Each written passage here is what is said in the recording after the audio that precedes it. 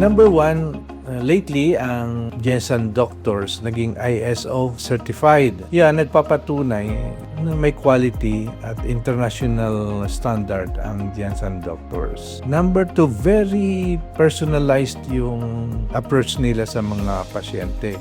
Medyo madali silang kausap. Straightforward naman sila sa kanilang mga transaction. Very transparent yung mga billing. Kung may question ka, sinasagot naman nila. Lately, na-appreciate ko yung renovation doon sa laboratory. Di ba? Ang ganda. Ang ganda ng yung laboratory ngayon.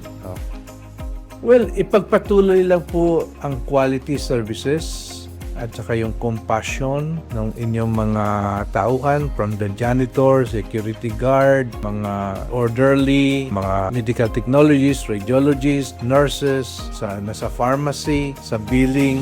Pagpatuloy lang yung sense of compassion at respeto sa dignidad ng bawat pasyente. No? Yan naman ang pinopromote natin na bigyan natin ng dignity yung ating mga pasyente at be compassion to them. Thank you.